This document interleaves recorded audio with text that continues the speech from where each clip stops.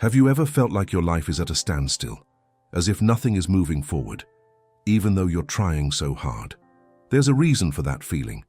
It almost always stems from clutter in your mind and a lack of direction. The peace and success you seek aren't far away. They begin right here the moment you organize your thoughts and put your routine in order. The Stoics understood that the chaos we see on the outside is merely a reflection of the turmoil we carry within. When you don't give your mind rest, everything becomes exhausting. The body feels heavy, the mind freezes, and the day seems more difficult. But when you choose to organize your life, the weight lessens, energy returns, and the path becomes clearer. It's not luck. It's because your mind stops hindering you and starts helping you. Epictetus taught that before doing anything, you must decide who you want to be. This idea works like a compass, and today, we're going to create yours.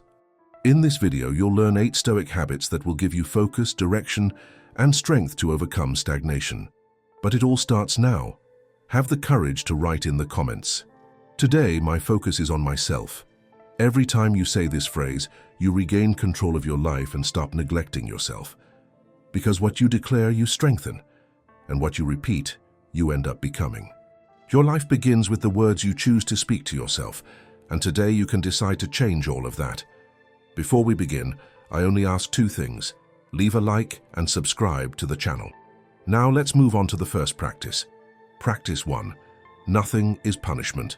Everything is refinement. Epictetus said that finding something good in difficulties is not just a choice, but a responsibility.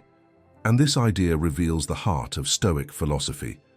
Life doesn't pause to protect us from its impacts. We are the ones who need to learn to transform each blow into a step upwards.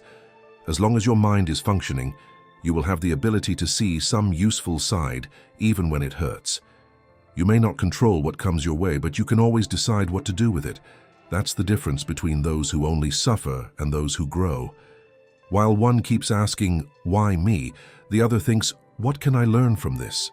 The Stoics were experts at this. For them, each problem was like a training for the spirit. Losing taught detachment. Being ashamed taught humility. Being contradicted taught calmness. Nothing was a total loss.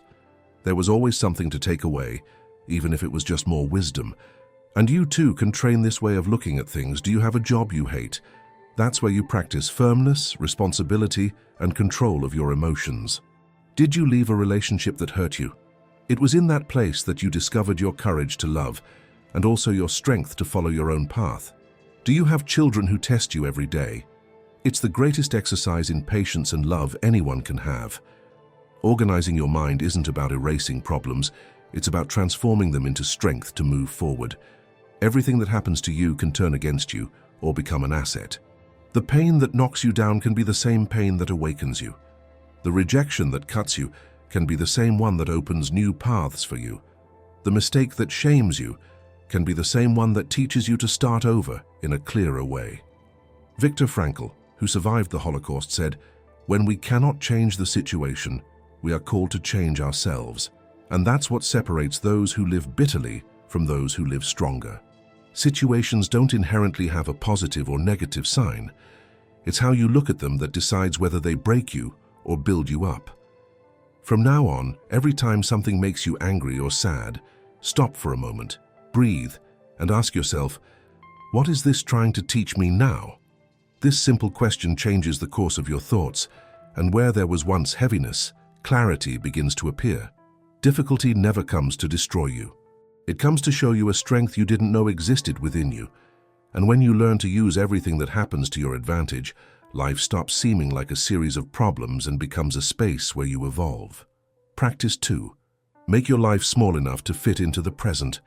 Most anxiety doesn't come from too many problems, but from too much of the future. The mind starts imagining 10 paths, 15 risks, 20 possibilities, and none of them exist yet. It's like carrying a suitcase full of things you don't even know if you'll use. The more future you try to control in your head, the heavier the present becomes. The Stoics always returned to the present moment because they knew it was the only place where life truly exists. Epictetus said that suffering arises when the mind tries to live in times that haven't yet arrived. Tomorrow, next month, next year, the perfect life that doesn't yet exist. And this mental journey creates anxiety, confusion, and a feeling that you're never ready. The Stoic practice is the opposite, to make life small enough to fit into the moment you are living. Instead of thinking about everything you need to solve this month, think only about what is in your hands today. Instead of imagining everything that could go wrong, look at the immediate task. Instead of looking at the whole mountain, look at the next step. This isn't about ignoring the future. It's about taking away its power to crush you. One day at a time isn't a cliché, it's a strategy. When you reduce life to the piece you can touch now, everything becomes lighter. The mind breathes, chaos loses ground, clarity appears. So try a simple experiment. Today, choose only one thing that truly matters and give it your undivided attention. Forget everything else for a few hours. Treat the present moment like a small container where only the essentials fit, and observe what happens. You'll realize that it wasn't life that was heavy. It was the amount of future you were trying to carry ahead of time. An organized life begins when you learn to live in the space you have, the present moment. And when you honor that space, the path opens up on its own. Practice 3. Everything comes to those who don't give up halfway. Most people want to change quickly, but almost no one is willing to take the time it takes. They want everything yesterday, and when results are delayed, they think that going slowly is the same as failing. They dream big, but stop at the beginning. They think success appears in a giant leap, when in reality it is born from many small actions done repeatedly, days, attempts, and discrete victories that almost no one sees. The idea of the long tail is easy to understand. Big results are just the end of a road built with many small successes. Losing 20 kilos, learning another language, saving 100,000 rays, changing careers, writing a book. It all seems too far away because we only look at the end, not the process. But every destiny works like this, one step at a time, a little bit each day. A chain that gets stronger each time you add a new link. A young comedian discovered this when he heard advice that turned his life upside down. An experienced writer told him, "Get a calendar. Each day you write, put an X. After a few days, your mission will be to keep the chain going." This simple trick created something bigger than motivation. It created rhythm. His success didn't come from a single amazing day, but from several days in a row. Repetition became strength, and strength became results. And you can use this same principle in any part of your life. Want to save 100,000? Start by saving 100. Want to lose 20 kilos? Start by losing half a kilo. Want to learn another language? Start with one word. What really changes is not the size of the goal, but the commitment to the next step. The rule is always the same. Discipline practiced every day overcomes any fleeting desire that disappears after a few hours. Epictetus said that discipline is the bridge between what we desire and what we become. And he wasn't wrong. The long tail isn't just a way to grow, it's a lesson in patience. And the same method that creates good habits can also dismantle bad ones. You can use it to go a whole day without complaining, to hold back anger before it explodes, to postpone a cigarette for a little longer, to overcome the temptation to procrastinate or react without thinking. Each small victory is like an invisible thread that strengthens your self-control. Epictetus also said that no one is free when they are ruled by their own impulses. And that's exactly what this practice combats. It's not about winning everything at once, but about teaching the mind to regain control. Consistency is what makes the body obey, the emotion calm down, and the desire become a habit. As the days go by, the effort becomes less, and the progress becomes faster. Little by little, you feel more confident, more prepared, more in control of yourself. And when you look back, you realize it was never luck. It was consistency. But it is precisely at this moment that the mind tries to interfere. It whispers that it's difficult, that it will take a long time, that perhaps it's not worth the effort. That's why so many give up, not because they can't do it, but because they keep looking at the top of the mountain before taking the first step. So start small, but start now, because one step repeated every day is more powerful than 1,000 impulsive beginnings. Ultimately, life is built this way. 1x per day until the chain becomes so strong it can no longer be broken. and the future that seemed distant begins to silently emerge right before your eyes. Practice 4. Honor your body.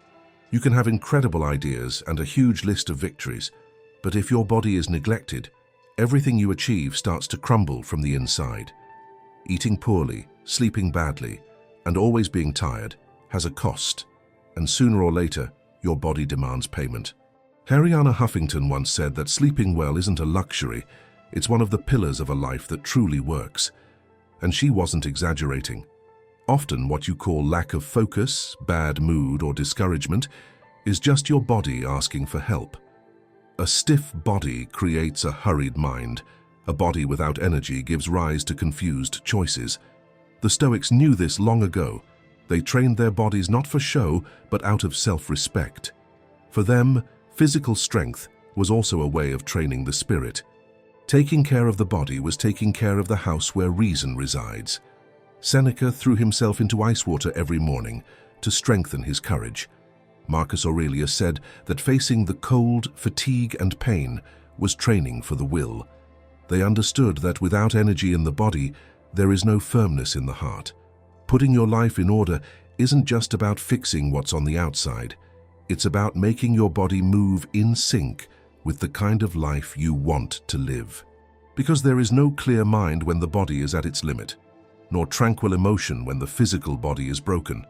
You can plan your days, organize your goals, take care of your home, but if you don't look after yourself, everything falls apart again. Taking care of your body isn't a luxury, it's fundamental. It's the first step in any lasting change. The body is the tool that carries out the mind's plans. If it falls, the will falls with it. The mind needs a rested, strong, and nourished body to act with good sense. When the body is at peace, feelings cease to scream, the mind releases air, and the inner self calms.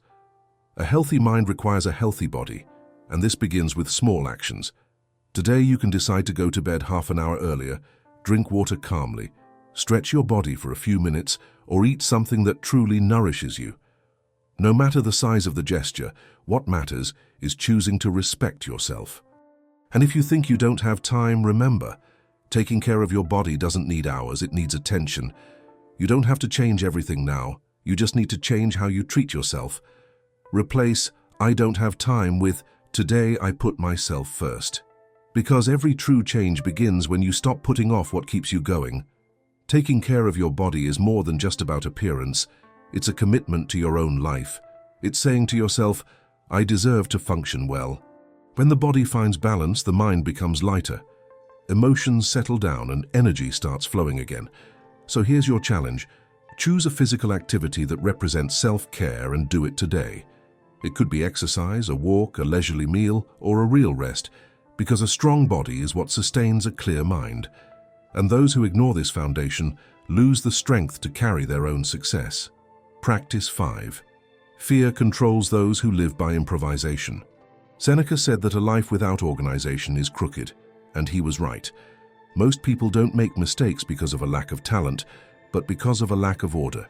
You go to the mall just to buy a blouse and come back with a maxed-out credit card. You go to a meeting unprepared and leave irritated. You start a calm conversation and end up arguing. That's not bad luck, it's disorganization. This is the price of living by reacting to everything instead of taking control of your own life. When you don't plan, a space is created where cowardice thrives. Because when something unexpected happens and you haven't thought about what to do beforehand, fear becomes the boss. Without a plan, the mind goes out of control, looks for someone to blame, and you end up chasing after problems, always late. With a plan, you still feel fear, but you keep moving forward, and that's what courage truly means. Planning isn't about locking yourself into the future. It's about preparing for whatever comes. It's about bringing clarity where there was only improvisation before. It's about understanding what you value, what you want to achieve, and what actions bring you closer to it. If you say you want to grow but you keep waking up late, avoiding choices, and putting off responsibilities, it's not fate hindering you. It's you yourself going against what you say you want. The same applies to any part of your life. If you intend to have a strong family, but spend your days chasing distractions, feeding your ego, and breaking promises, You are destroying the foundation of what you say you dream of. Planning is not a to-do list. It's a silent testament to the person you've decided to be. It's like an invisible thread that connects your actions to your values and your goals. Without that thread, everything falls apart, like a necklace that breaks and leaves each bead rolling on the floor. When you plan, you don't eliminate unforeseen events from life, but you take away the power they had over you. You act by choice, not by impulse. And what we call courage is precisely that, the calmness of someone who is prepared. Cowardice is living aimlessly and letting chance control your life. Courage is about anticipating, organizing, and acting, even when doubts remain. Set aside a few minutes each day to understand what's important. Write down what truly matters, note your values, create a goal, and align your actions with it. This goes beyond productivity. It's about self-mastery. This small habit puts your mind in order, brings peace, and returns control of your own story. Slowly, you'll perceive something almost invisible. Situations stop pushing you, and you begin to steer your own path. The rush becomes direction, and fear loses its power when your mind becomes clear. It's as if you return, step by step, to your place in the world. You stop chasing things and start walking alongside them, on the same route. And if you want to fix your life, this is the way. Plan carefully, act decisively, and keep your eyes on what is essential. Because courage doesn't come from improvisation. It comes from the preparation that enables you to face whatever comes with calm and decisiveness. Practice 6. Nothing is stronger than focus. Epictetus said that when you let your attention wander for a moment, don't think you'll be able to get it back whenever you want. He understood that losing focus isn't accidental, it's a habit. And the more we repeat this habit, the harder it becomes to regain control of our own minds. Think of something simple. You pick up your phone just to reply to a message, and before you know it, 10 minutes have passed, and you're watching videos you don't even know why you opened. It wasn't a lack of time, it was distraction. And that distraction creeps into everything. In the plans you start and don't finish, in the goals you put aside, in the conversations you listen to without really paying attention. The same goes for your dreams. You want to grow, but you get lost in the day's urgencies. You want to study, but you open your phone just for a little bit, and that little bit turns into half an hour. Life becomes noisy, and what matters begins to fade. And when what matters disappears, you start living on autopilot, always busy but hardly making any progress. David Meyer, a scientist at the University of Michigan, reminds us that Einstein didn't create the theory of relativity while answering emails or organizing papers in the patent office. Great ideas emerge when the mind is fully present on one thing, and that's exactly it. Attention works like a muscle, and you decide every day whether you'll train focus or distraction. Every interruption you accept, every tab opened for no reason, every notification that pulls you away from the present moment is a small exercise in distraction. And the more you train this, the more common it becomes to live without concentration. But focus isn't just about productivity, it's about being present. Being present means feeling what you're doing, living in the moment, perceiving what's happening inside you and around you. Without presence, everything becomes noise. You end the day tired, but with the feeling that nothing truly happened. You end the day tired, but it seems like the day passed without you. Epictetus warned that attentiveness is a virtue. To lose this virtue is to lose control over oneself. Therefore, the exercise is not just turning off your cell phone, but regaining control of your own mind. It's remembering that life is happening in this very moment, and every distraction is like a small theft of something you will never recover. Time is lived without being noticed. Before starting any task, ask yourself, what am I really doing right now? And every time you feel like getting up, opening another window, looking away, practice going back. Go back to what matters. The biggest trap of our time is not haste, it's distraction. Whoever directs their gaze directs their path. So here's your challenge. For the next 7 days, choose a time of day and practice total focus. It could be studying, cooking, reading, or talking to someone without touching your phone. Practice being fully present, because the more you concentrate, the easier it becomes to ignore what tries to distract you. Your attention is your most precious treasure. It's the filter between what lifts you up and what brings you down. And when you learn to nurture it, you realize it's not time that's lacking, it's presence that was being wasted. And remember, mastering your attention is mastering the direction of your own life, because everything that grows flourishes first in focus. Practice 7. Win at the basics first. If there's one hidden habit that guides your life's path, it's this. The way you do small things is the same way you'll approach big tasks. This may seem basic, but it's one of the strongest rules of human behavior. When you do simple things carefully, you're teaching your mind to be firm and responsible. But when you do the bare minimum anyway, you're showing yourself that being mediocre is acceptable. And that spreads everywhere. Many people think they'll only change when they have something important in their hands. A better job, more money, more recognition. But the reality is different. You don't change when you gain more things. You change when you start valuing what you already have. Think of something common. Leaving your bed unmade. Saying you're going to do something and then not doing it. Putting off a simple task. These small acts seem silly, but each one breaks down a little of the confidence you have in yourself. Because the mind understands perfectly. If I don't do the basics, why would I do the serious stuff? Marcus Aurelius wrote to himself that one should look at each action as if it were the last in one's life. And this phrase isn't about being perfect, but about being truly present, about putting intention even into actions that no one sees. Those who learn to do the simple things attentively develop the habit of excellence, and those who repeatedly make mistakes develop a habit of indifference. It's not about obsessing over details, it's about being fully present in what you're doing.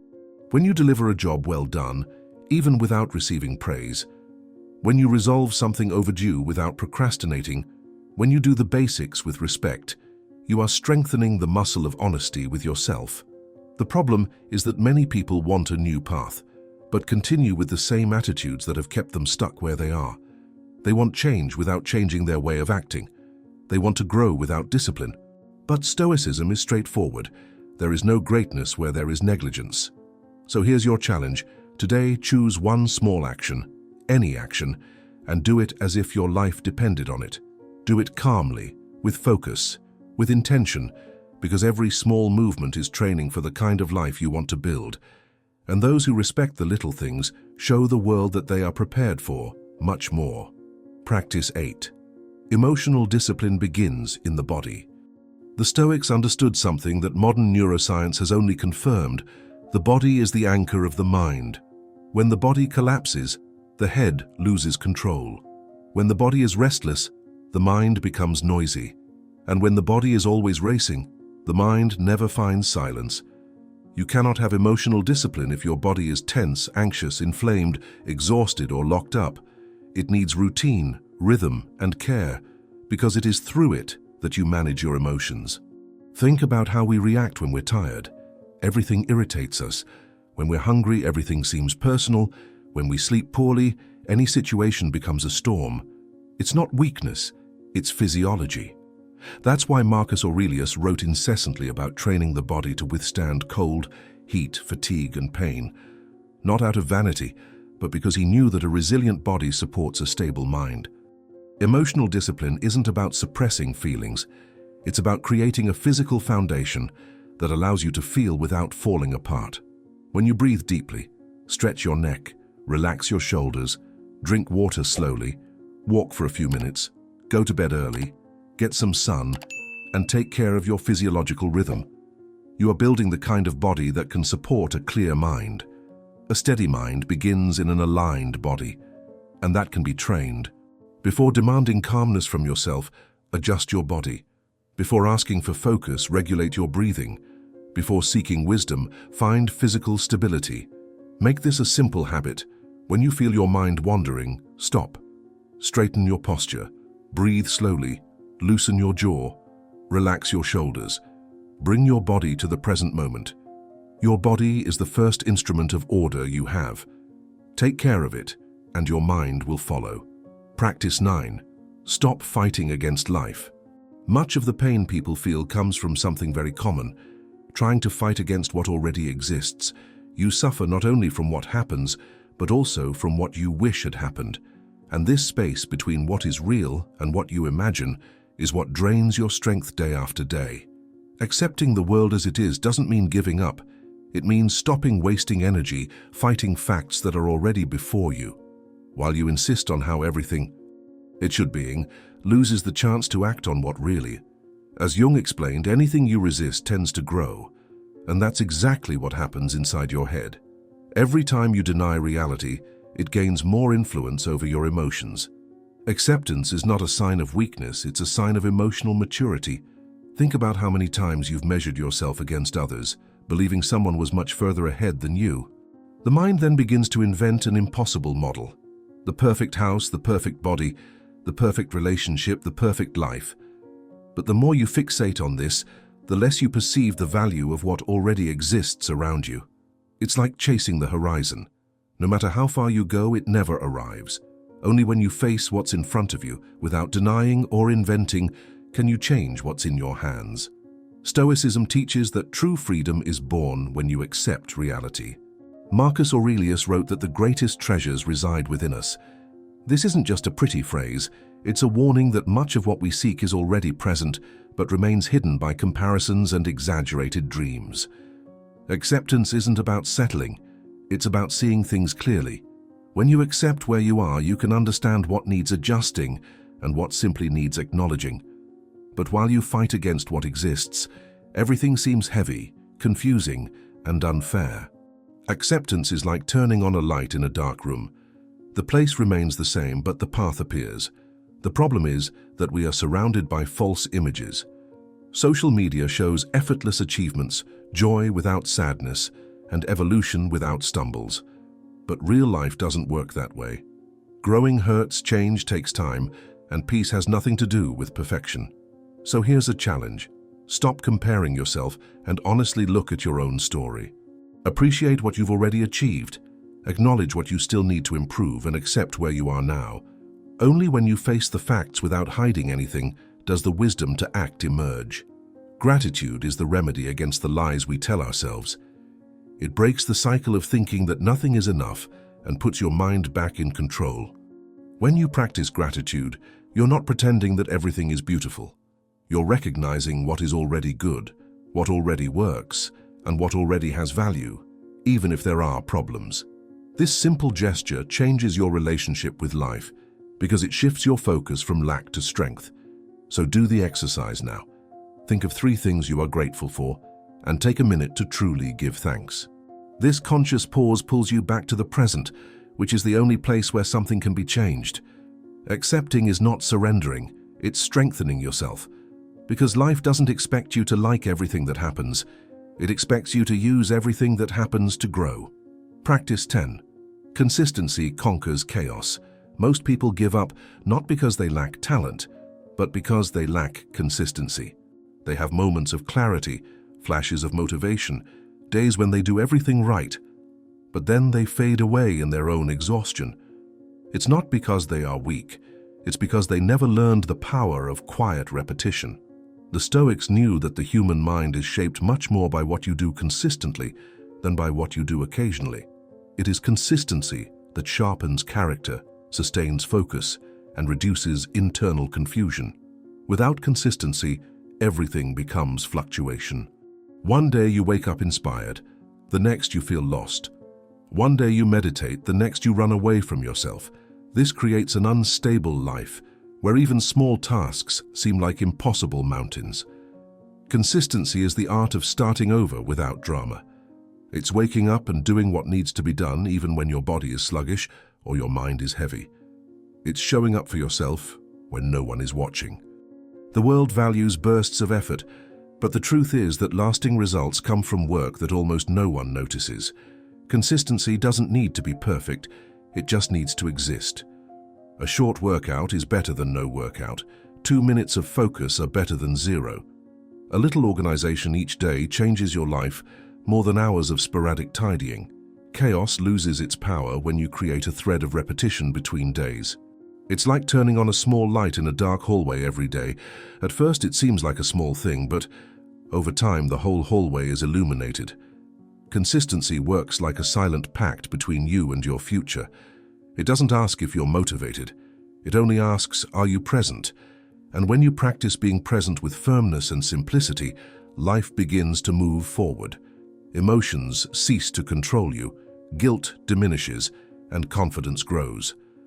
Consistency unlocks the mind because it takes you out of the world of intentions and puts you in the world of actions. You stop being someone who thinks a lot and does little, and become someone who acts little, but always acts. And that changes everything. Do the same thing tomorrow and the day after tomorrow and the day after that. No rush, no guilt, no drama. Because whoever consistently takes care of today takes care of their own destiny. Practice 11. Do your part. Life does the rest. Seneca said that putting everything off is one of life's greatest wastes, and he was absolutely right. Every day we postpone something, waiting for the ideal day, the perfect energy, the right weather.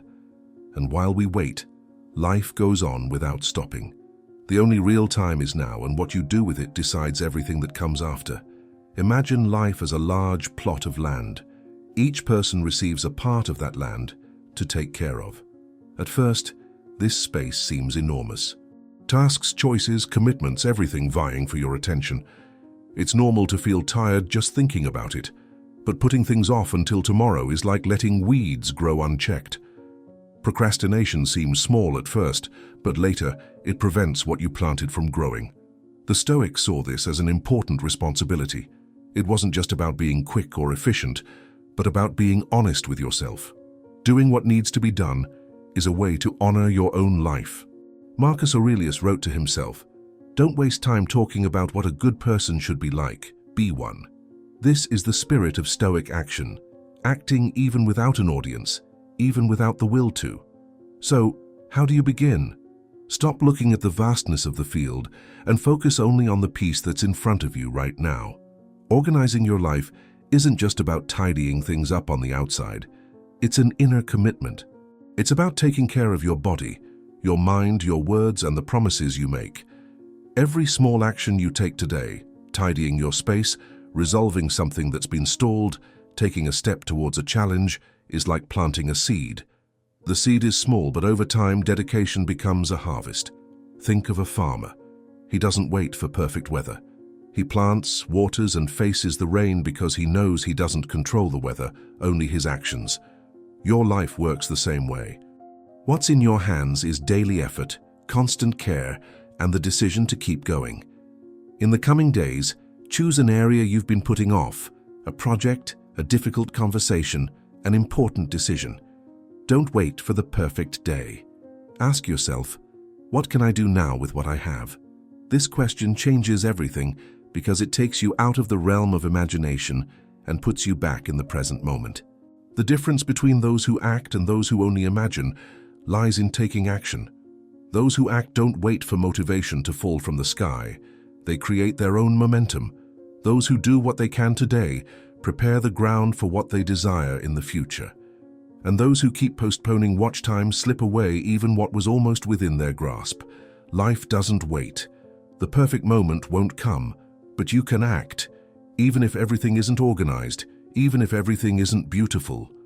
Because every time you do your part, the world starts moving in your favor too.